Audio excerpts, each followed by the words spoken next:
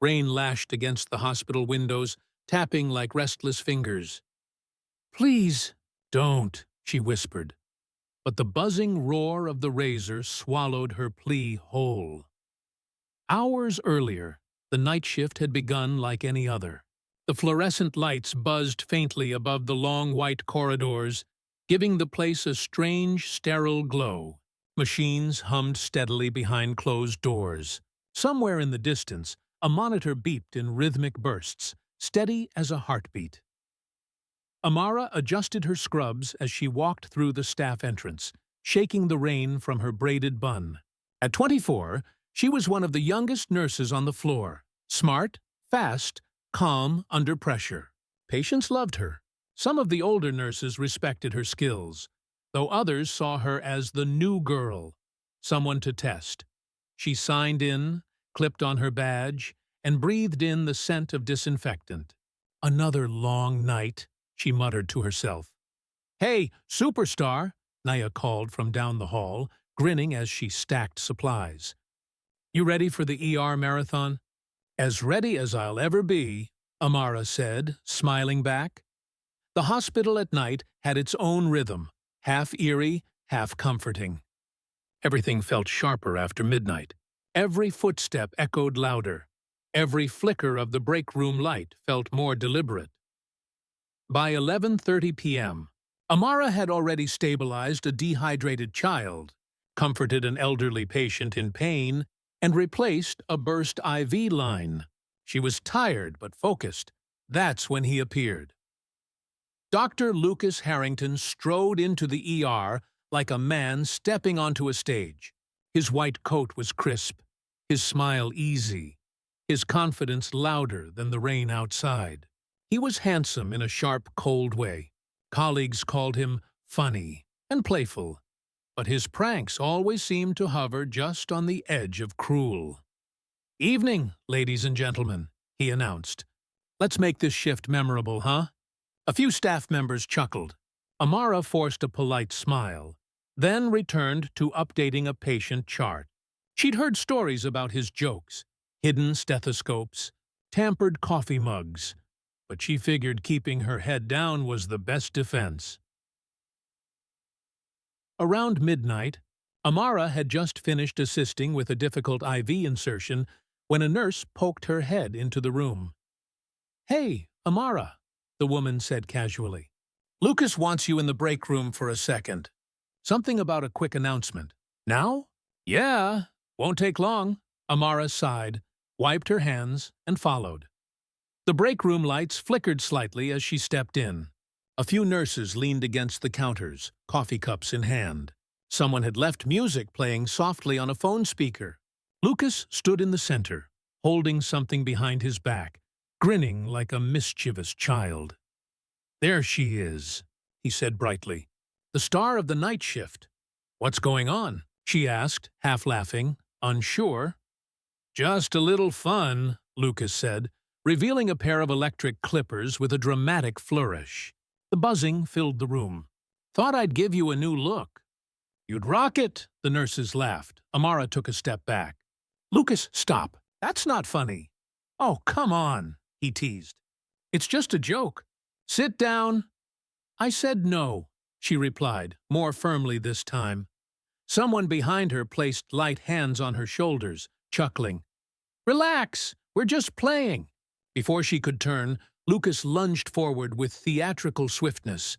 The buzzing clippers sliced through the air, and then through a thick strand of her hair. The sound was like tearing fabric. Laughter exploded around her. The clippers pulled away, leaving a wide, uneven strip of bare scalp near the back of her head. For a split second, time froze. She didn't move. She didn't speak. Her hands hovered mid-air, her breath stuck in her chest. She could feel the cool air on the raw patch of exposed skin. Her heart pounded so loudly she could barely hear the laughter anymore. Lucas held up the severed braid like a trophy. "Look at that!" "Modern art," he joked, smirking. The laughter continued, some nervous, some delighted. But Amara stood there, eyes wide, mouth trembling. It wasn't funny. It was humiliating. Her vision blurred as she blinked hard, refusing to cry in front of them. She pushed past the nurse holding her shoulders and stumbled out of the room. The hallway lights felt blindingly bright as she pressed her hand against the back of her head. The jagged patch of missing hair burned against her palm. She walked faster, trying to steady her breathing. Each laugh from the break room echoed in her ears like knives. Behind her, Lucas leaned against the counter, grinning, enjoying the attention. "Relax, it'll grow back," he called after her, his voice dripping with mock innocence. But as the laughter started to die down, something shifted. One of the older nurses, standing in the doorway, didn't laugh. She stared at Lucas with a cold, assessing look. "Do you have any idea who she is?" she said quietly. Lucas's grin faltered for the first time. "What?" Her eyes narrowed. "You'll find out." The rain outside grew louder, hammering against the windows like a warning. "It was just a joke," Lucas said, his voice bouncing off the empty break room walls. He leaned back in the chair where it had all happened, legs crossed casually. But in the corner, high on the wall, the security camera's red light blinked steadily, like a silent witness. By morning, the story had spread through the hospital like spilled coffee on white tile. It seeped into every corridor, every whispered conversation. Nurses at the front desk giggled behind hands. Orderlies traded versions of the story between patient transports. "Did you hear? He actually shaved it," one nurse whispered near the vending machines. "No way. She let him?" "She didn't. That's what makes it so funny." Not everyone laughed. A few exchanged uneasy glances, their voices lower. "I don't know. That felt wrong." She looked terrified. Lucas walked through the hallway like a celebrity, smiling, hands in the pockets of his white coat. "Morning," he greeted anyone who looked his way.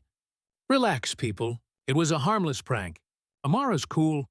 She's not making a big deal of it." But in truth, no one had seen Amara since the incident. Deep in the staff locker room, under the humming fluorescent lights, she stood before the mirror with scissors in hand. Her reflection stared back at her, half of her hair jagged and exposed, the other half still braided, hanging limp. She didn't speak. She just began to cut. Strand by strand, she chopped away what remained. The sound of the blades snapping shut was harsh in the quiet room. With each snip, a piece of the night replayed in her mind. The laughter, the buzzing clippers, the weight of her braid lifted like a trophy. By the time she was done, her hair was cropped close to her head, short even, raw. She ran a trembling hand over the new cut. It looked clean, strong. But inside, she felt anything but. She slid down to the floor, knees to her chest, pressing her forehead against her arms. Her chest shook as silent sobs escaped her. No one was there to see. "Don't let them break you," she told herself. "Handle it professionally. Don't give them more to laugh at." Her thoughts slipped back, years earlier, into her mother's office.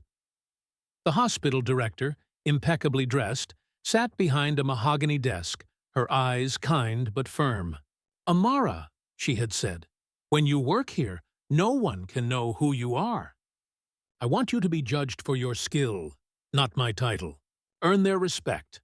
Prove yourself." Amara had nodded back then, proud and determined. She'd kept her identity quiet since day one. No one, except a few close friends, knew she was the director's daughter. Now, sitting alone on the cold locker room floor, that promise pressed on her like a weight. She could tell her mother and end this overnight. Lucas would face consequences, but it would also mean every success would be questioned. She inhaled slowly and stood.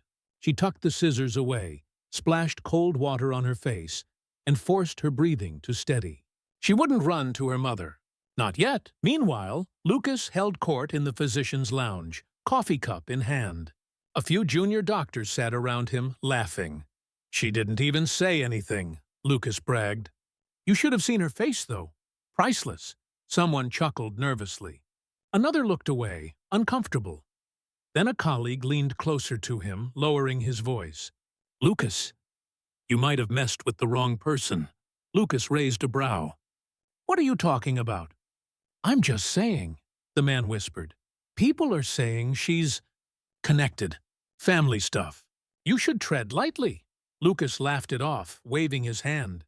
"Come on, she's a nurse. She's not untouchable. Everyone's too sensitive these days." But his colleague didn't laugh back. He just gave a tight nod and left. Lucas shook his head, muttering to himself, "Wrong person. Please." He didn't notice the two administrative staff walking by. Their voices hushed. In the locker room, Amara changed into her fresh scrubs and tied her ID badge firmly. When she finally stepped into the hallway, conversations faltered for a heartbeat. People stared, not at her uniform, but at her cropped hair. Some smiled awkwardly. Some whispered. One nurse offered a quick, gentle, "You look beautiful," before hurrying away.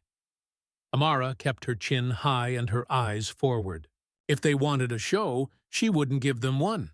She went back to work, checking charts, adjusting IV drips, comforting patients as if nothing had happened. But inside, every laugh that echoed down the corridor scraped against her raw nerves. In the quiet of her heart, humiliation was slowly hardening into something steadier. Not rage, not yet, but resolve. Across the hospital, in his office, Lucas leaned back in his chair, scrolling through his emails. His smirk was still there, faint, like someone too sure of his own invincibility. Then his eyes narrowed. Subject: Incident footage. Request from Compliance, office time, 8:42 a.m. Message: Please provide break room C security footage for 2342. Compliance office. The cursor blinked at him. For the first time since the joke, his smile faded. Amara froze just outside the break room door. Two nurses stood inside, voices low but sharp enough to cut through the hum of the vending machine. "She's the director's daughter," one whispered. The other gasped softly. "No way. He has no idea." Their words sank into her like cold water. She stepped back quietly, her heartbeat thudding in her ears. She hadn't told anyone, not officially, not even hinted. So how were the whispers already spreading? By midday, the gossip had multiplied like wildfire. It moved through the wards in hurried footsteps and hushed tones, bouncing from nurse to technician to orderly. She's connected. She's got power backing her. Lucas is in trouble. Are you sure? Maybe it's just a rumor. Some spoke with curiosity, others with caution. A few with envy. Amara walked the hallways with her head high, but inside, every murmured word felt like a spotlight. She'd wanted to prove herself on her own merit. Now, that invisible shield was cracking, and everyone was watching to see what she'd do next. During a routine round, she stepped into a patient's room. An elderly woman with warm eyes and a weak smile. The woman looked up, her gaze landing on Amara's cropped hair. "My dear," she said softly, "that haircut suits you. You look strong." The simple kindness hit her like a warm breeze after a storm. "Thank you," Amara whispered, adjusting the woman's blanket. For the first time since the incident, a flicker of genuine confidence stirred inside her. But outside that quiet room, the hospital air was thick with something else: tension. In a small meeting room near HR, compliance officers were quietly pulling staff aside one by one. They didn't announce what they were doing, but everyone knew. Witness statements. Some staff described the shaving incident as playful, harmless fun, or just Lucas being Lucas. Their words were practiced, light, as if protecting him might also protect themselves. Others hesitated, voices lower. "It felt wrong," one admitted. She said no. He didn't stop. A few glanced nervously toward the security cameras as they spoke, aware of the blinking red light that had watched everything. Meanwhile, Lucas was moving just as fast. He walked through the corridors with that trademark grin, stopping to chat with colleagues, twisting the story in his favor. "People are overreacting," he said, laughing lightly. "She wasn't even upset. I mean, come on. We all joke around. You know me." But the laughter that followed him now sounded different. Forced, thin, like paper trying to cover a crack in the wall. Behind closed doors, his voice sharpened. "We need to stick together," he told a small group in the physician's lounge. "If this turns into some political mess, it'll be bad for all of us. Just keep your statements consistent." They nodded, some out of loyalty, others out of fear. Lucas was powerful. He had friends in high places, or at least he thought he did. Across the hospital, Amara sat in the compliance office, facing a woman with a laptop and a calm, unreadable face. "Can you tell us exactly what happened?" the officer asked. Amara clasped her hands in her lap. Her voice was steady but quiet. She described everything: the joke, the clippers, the hands holding her shoulders, the laughter, the humiliation. No embellishment, no tears. "Just the facts. Do you have anything else to add?" She hesitated. She could mention her mother. She could end this in a single sentence. But the memory of that conversation years ago earned their respect. "Prove yourself," stopped her. "No," she said finally. "That's all." The officer nodded, typing quickly. "Thank you, Nurse Johnson. We'll be in touch." As she left the office, she could feel the shift around her. People's eyes lingered a little longer. Conversations paused when she passed. She was no longer invisible. By evening, the air felt heavy, charged with unspoken things. Lucas's confident jokes were starting to fray at the edges. She caught sight of him near the elevators, trying to laugh with a colleague, but there was tension in his jaw, a stiffness that hadn't been there before. For the first time, she noticed something else behind his smirk: unease. When her shift ended, she returned to the locker room to change. The fluorescent lights buzzed overhead. She opened her locker slowly, ready to grab her bag and go home. Something white fluttered to the floor. She bent down and picked it up. A folded piece of paper. No name. No markings. She opened it. The handwriting was messy, rushed. Just 7 words. "Drop the complaint, or you'll regret it." Her stomach tightened. The noise of distant hospital chatter faded into a dull roar. She looked around the locker room. Empty, silent. The note trembled slightly in her hand. The compliance officer shut the door softly, the click echoing in the small, sterile room, her eyes locked on Amara's with a mixture of caution and gravity. "If you proceed," she said, folding her hands over the file, "things might get ugly." "Are you sure?" Amara's fingers tightened around the edge of the chair. Her heart thudded, but her voice came out steady. "Yes, I'm sure."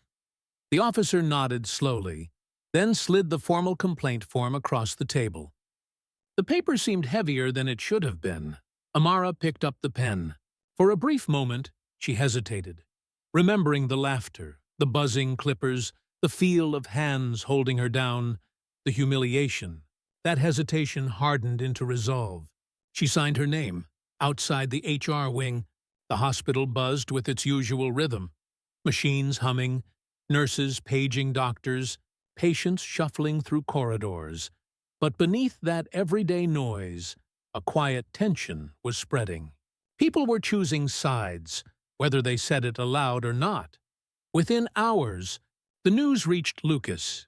He strolled into the compliance office for questioning like he was walking onto a stage, a faint smile tugging at his mouth. His white coat was pressed. His hair was perfect. "So," he said lightly, leaning back in the chair across from the officer, "what seems to be the problem?" The compliance officer's expression didn't flinch. "Dr. Harrington, we're investigating a formal complaint regarding the incident in break room C." Lucas chuckled, shaking his head, as if this were some kind of misunderstanding. "It was a joke. A harmless one." She didn't even protest. Everyone was laughing. The officer's fingers tapped the keyboard. We have footage, Doctor. He paused for a fraction of a second, then smiled wider. Then you'll see I wasn't being malicious, just lightening the mood. To anyone else, he looked confident.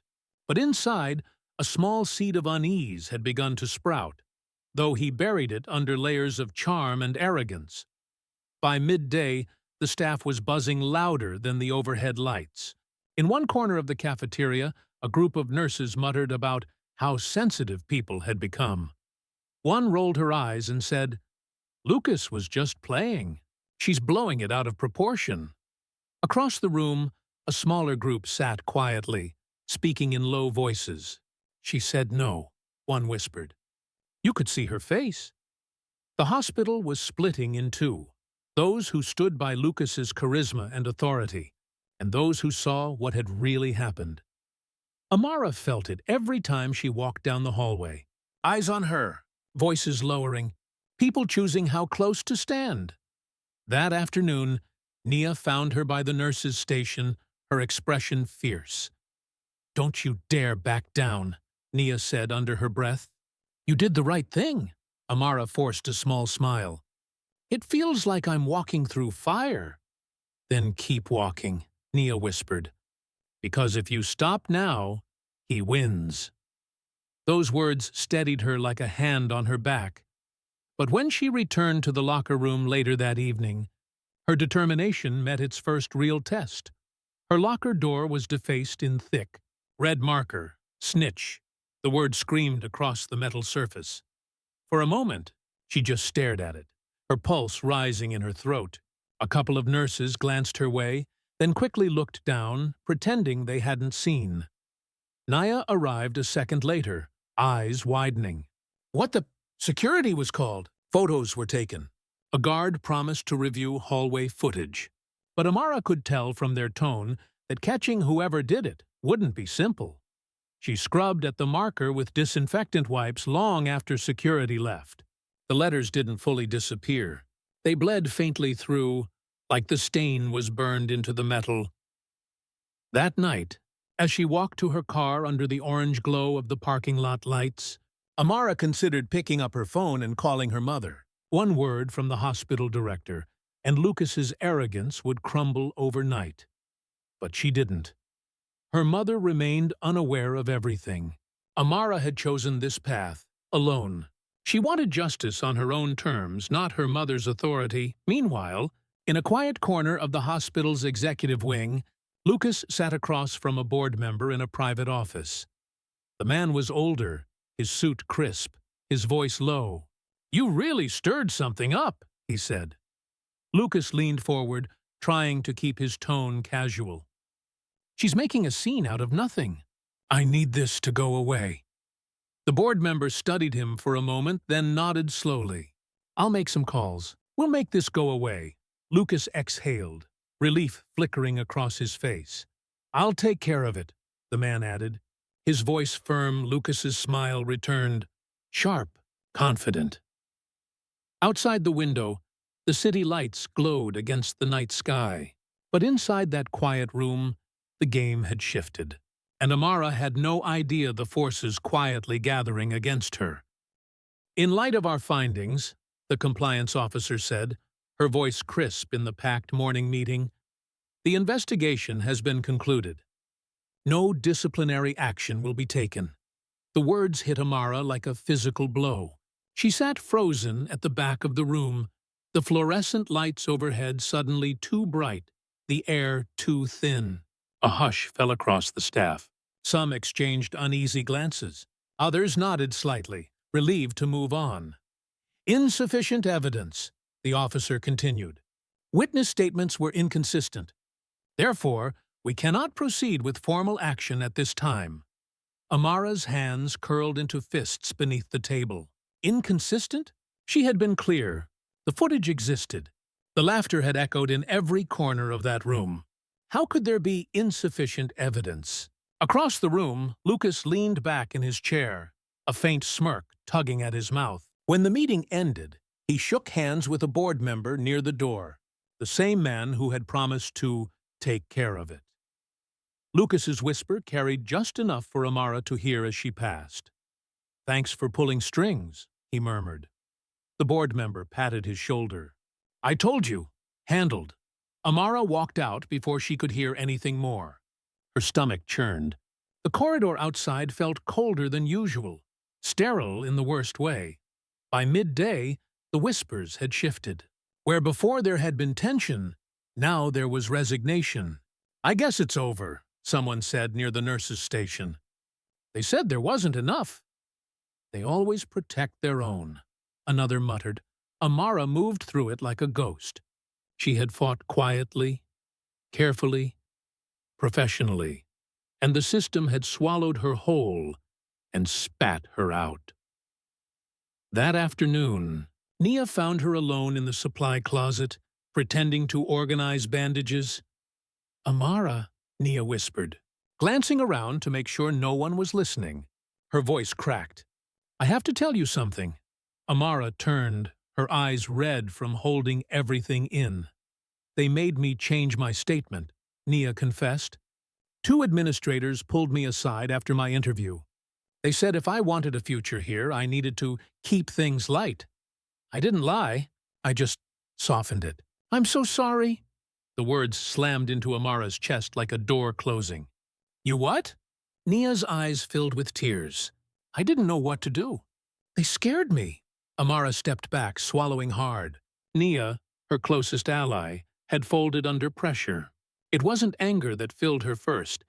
It was betrayal, sharp and hollow. I needed you to stand with me, Amara whispered.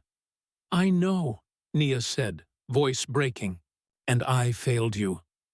Amara walked out before the tears could spill over. By nightfall, the city outside the hospital windows glowed faintly against the dark sky. She found herself climbing the narrow stairwell to the rooftop, a place she rarely went. The metal door creaked as she pushed it open, stepping into the cool night air. The rooftop was quiet, except for the distant hum of traffic and the soft rustle of wind. She walked to the edge and gripped the railing, staring out at the blinking lights below. Tears finally came, hot and uncontrollable. She pressed her forehead against the cold metal, the night swallowing the sound of her sobs. She had done everything right. She had trusted the process, and the system had closed ranks to protect him. Maybe this is it, she thought bitterly. Maybe they win. Maybe I should just walk away. But beneath the despair, something began to burn. A slow, deep fury. Not just at Lucas, at the board member who shielded him, at the system that allowed it, at herself for staying silent about who she really was. She straightened slowly, wiping her face. The decision crystallized in her chest like glass. She couldn't fight alone anymore. She descended the stairs, her steps steady, and walked through the quiet corridors toward her mother's office. The hospital director's office was dimly lit, her mother sitting behind the mahogany desk reviewing paperwork. She looked up, surprised to see Amara standing there so late. Amara, she asked gently. What's wrong? For a moment, Amara's composure wavered. Then the dam broke. She told her everything, every humiliating detail, every betrayal, the note, the vandalism, the investigation's collapse.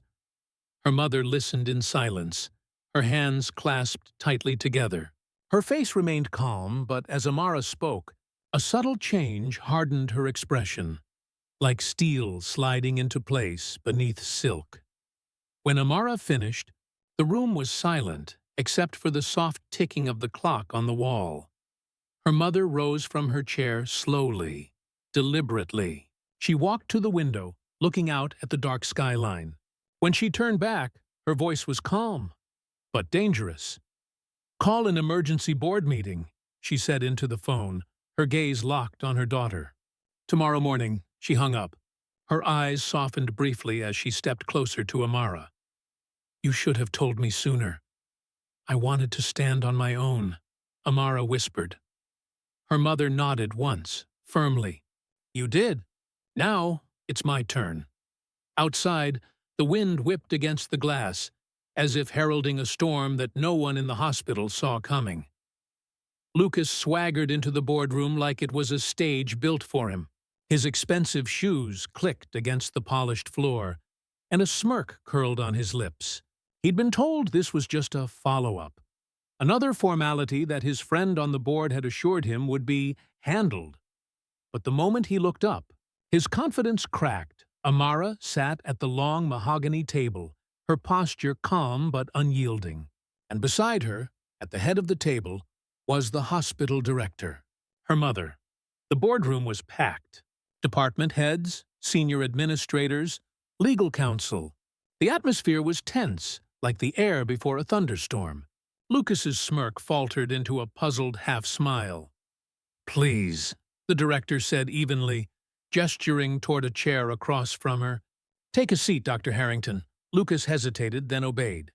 His ally, the board member who had promised to take care of it, avoided his gaze. The director folded her hands on the table. Her voice was calm, but every syllable carried weight. "Before we begin, there is something this board, and you, Dr. Harrington, should know." She rose from her chair, her presence commanding the room. "Amara Jameson is my daughter." A collective gasp swept across the room like a ripple through still water. The silence that followed was heavy. Lucas's face drained of color, his eyes darting between Amara and her mother as if the ground beneath him had shifted. "She has worked in this hospital for 2 years," the director continued, "without ever invoking her connection to me. She has earned her position, her reputation, and the trust of patients and colleagues through her own work. She has endured humiliation and betrayal without using my name. But that ends today." Amara's pulse pounded in her ears. She'd spent weeks hiding in the shadows, swallowing her pride. Now, sitting beside her mother under the harsh boardroom lights, something inside her settled. The director gestured toward Amara. "You may begin." Amara stood, a folder in her hands. Her voice was steady, though her fingers trembled slightly. "On the night of the incident, I was summoned to the break room under false pretenses. Present were Dr. Lucas Harrington and several other staff members." She opened the folder and slid a series of printed stills across the table, grainy security footage from the break room camera. One showed Lucas holding the clippers. Another captured the moment the razor touched her hair, her face frozen in shock as the others laughed. Murmurs spread across the boardroom. "These are photographs of my locker," Amara continued, placing the next set on the table. "The word snitch was written across it after I filed my complaint. Security confirmed no cameras covered that hallway. I received this note 2 days later." She held up the anonymous threat. "Drop the complaint, or you'll regret it." Lucas shifted uncomfortably in his chair. His earlier arrogance had melted away, leaving something brittle and exposed. Amara's mother remained seated, her gaze fixed on him. "Dr. Harrington, do you have anything to say?" Lucas cleared his throat. "Look, it was—" He forced a chuckle that landed awkwardly. "A joke. A stupid prank. I didn't mean to humiliate her. Everyone was laughing." "No," Amara interrupted softly, her voice cutting through the air like glass. "You were laughing. I was humiliated." The room went still. Lucas tried again, his voice faltering. "I'm sorry, okay? I didn't know she was—" Her mother leaned forward. "You didn't know she was my daughter? So you thought you could treat her this way?" Lucas's mouth opened, then shut again. The director stood, her voice gaining power with every word. "This is not merely about my daughter. This is about a culture that allows cruelty to be dismissed as humor. A culture where evidence can disappear, statements can be softened, and power shields the guilty. That ends now." Her gaze swept across the board members, pinning them in place. "This hospital's reputation is built on trust, professionalism, and care. That trust has been violated, not only by one man's actions, but by the silence that followed." The board member ally shifted in his seat, sweat beading on his forehead. Lucas looked around desperately, but the room that once silently supported him now watched him like an animal cornered. The director's voice softened, but only slightly. "Before we continue," she said, "there is one more thing." She nodded toward the back of the room. "Security, bring in the footage." The lights dimmed. A projector flickered to life. The break room appeared on the wall. Grainy, late night, fluorescent. The sound of laughter filled the room, followed by the harsh buzz of clippers. Lucas's face on screen was full of glee. Amara's was frozen in shock. The real Lucas sat motionless, his hands tightening on the edge of the table. The board members leaned forward, eyes narrowing. The room darkened further as the playback began in earnest, and the tension thickened like a storm cloud ready to burst. The sound of the electric clippers filled the boardroom like a chainsaw cutting through silence. Bzzz. Laughter followed. Ugly, unfiltered, echoing through the speakers. No one spoke. Every eye turned toward Lucas. On the screen, he grinned like a boy showing off a cruel trick. Amara stood motionless in the footage, shock freezing her features as a lock of her hair fell to the floor. The clip ended abruptly, the projector light fading, leaving the room in thick, suffocating quiet. Lucas's usual smugness was gone. His shoulders hunched, his hands fidgeted in his lap. For the first time, he looked small. The director's voice broke the silence, low and precise. "Do you have anything else to say, Dr. Harrington?" Lucas cleared his throat. It looks bad, I get that. But it was late. Everyone was tired. Stop!" Her voice cracked like a whip. What we all just saw was not exhaustion. It was deliberate humiliation. Several board members nodded grimly. A man near the end of the table shifted nervously. He had been in the break room that night. The footage had caught his face in the background, laughing. Now, under the harsh boardroom lights, his cheeks flushed. Another nurse in the video stared at the table, unable to meet Amara's gaze. The director turned to the HR representative. "You told us there was insufficient evidence, that witnesses contradicted each other." The woman swallowed hard. "We didn't have access to that footage at the time." "Why not?" "Certain departments didn't flag the request," she muttered. Lucas's ally, the board member who had once whispered promises, leaned forward. "This is getting unnecessarily personal. Legally, we should—" "Legally?" The director cut in, her tone icy. "Legally, your friend here assaulted an employee and tried to bury it. Legally, your interference in a compliance investigation is questionable at best." The man froze, realizing he'd walked into a trap. Murmurs spread down the table like fire through dry grass. Lucas's panic began to show. His voice grew louder, desperate. "This is all being blown out of proportion. I didn't mean anything by it. Where I grew up, this kind of thing is just what?" Amara's voice rang out, clear and sharp. He turned toward her, trying to regain control. "A joke, a cultural misunderstanding." The room stiffened. One of the board members, a woman with steel-gray hair, leaned forward. "A cultural misunderstanding. You humiliated a black woman by shaving her hair without consent, and you call that culture?" Another board member shook his head in disgust. "Unbelievable," Lucas stammered. I didn't mean it that way, but it was too late." His excuses were crumbling under the weight of the footage, the testimonies, and his own arrogance. The director stood. Her voice was no longer icy. It was molten, controlled fury. "This hospital has prided itself on excellence, dignity, and trust. What happened here was a violation of every principle we stand for, and the cover-up attempt was worse." She turned to the board. "You have a choice. Protect a man who humiliates and silences others, or protect the integrity of this institution." One by one, heads nodded. Even those who had hesitated earlier now looked at Lucas with something approaching disgust. The director faced him squarely. "Dr. Lucas Harrington, you are hereby suspended pending formal disciplinary action. Effective immediately, you are barred from the hospital premises until the board reaches its final decision." Lucas shot to his feet. "You can't do this!" Yes, she said coolly. We can. Security guards stepped forward. The click of their shoes on the floor echoed like a countdown. Lucas's face twisted, the mask of confidence finally shattering. His gaze locked on Amara. For a heartbeat, the room disappeared for him. It was just the two of them. This isn't over, he hissed. Amara met his glare without flinching. For weeks, she had avoided confrontation, tried to handle things quietly, professionally. Now, she didn't have to hide. Lucas stormed out, his footsteps loud against the polished floor. The boardroom door slammed behind him, the sound reverberating through the hall like the end of a storm. But beneath the silence, a new tension simmered.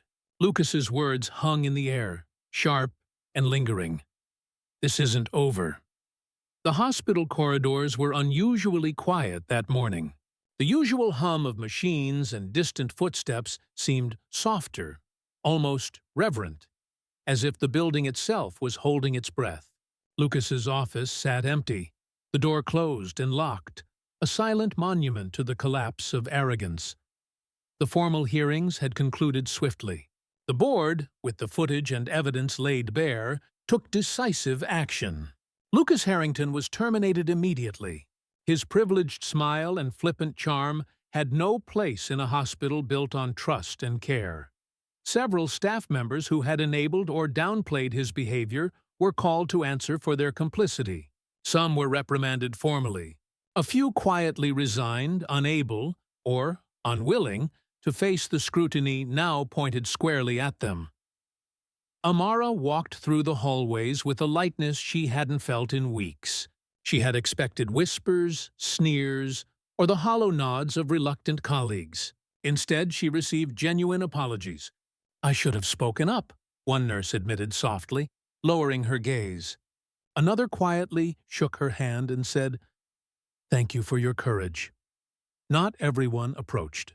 Some avoided her eyes, stepping aside to let her pass. That was okay. She had learned long ago that courage sometimes leaves ripples before it calms the waters. Her mother found her in the nurse's station later that afternoon. "You handled this the right way," she said, her tone warm but firm. "You didn't rely on me. You stood strong on your own merit." Amara smiled, a quiet swell of pride rising in her chest. Weeks of fear, frustration, and humiliation now transformed into something new: empowerment. She had fought without leaning on the weight of her family's name, and the result was undeniable. Patients and nurses began rallying around her. In the pediatric wing, a young patient tugged gently at her scrubs. "You're brave," the child said, eyes wide. Across the hall, a group of nurses shared quiet nods of solidarity, the kind that speaks louder than words. Slowly, the hospital's culture began to shift. Conversations turned to accountability, respect, and compassion. Policies were examined. Training sessions were scheduled. Laughter was still welcome. But now it had boundaries.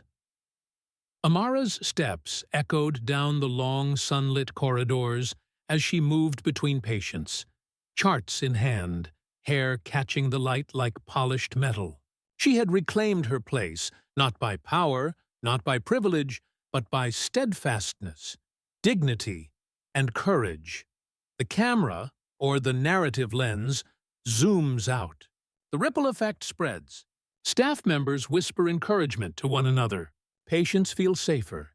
The corridors themselves seem lighter, the walls reflecting the care that had finally been restored.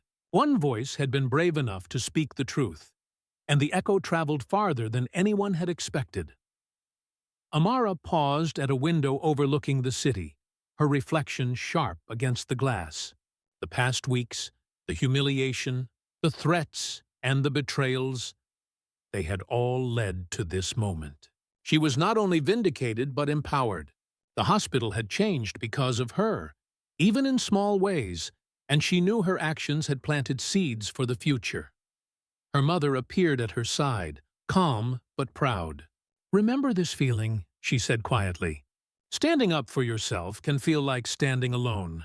But truth, once spoken, grows louder than laughter meant to silence you. Amara nodded, taking a deep breath. Her short hair caught the sunlight streaming through the window, gleaming like a quiet crown of resilience. Share this story to remind others. Justice begins with one brave voice. The halls of the hospital pulsed with life once more. Machines hummed, footsteps echoed with purpose, and the day moved forward. Amara walked confidently down the corridor, a quiet smile on her lips, every step a testament to endurance, courage, and the power of standing tall. Even when the world seemed set against you, the music swelled, soft and uplifting, rising with each step she took. Light spilled across her path, highlighting the strength and grace she carried. She paused at the doorway, glancing back briefly, and the hall behind her seemed transformed, not by rules or authority, but by courage, dignity, and one voice that refused to be silenced. The story ends on that note, luminous, hopeful, and inspiring. One act of bravery had changed a culture, reminded a community of its values, and left the hospital brighter than it had ever been.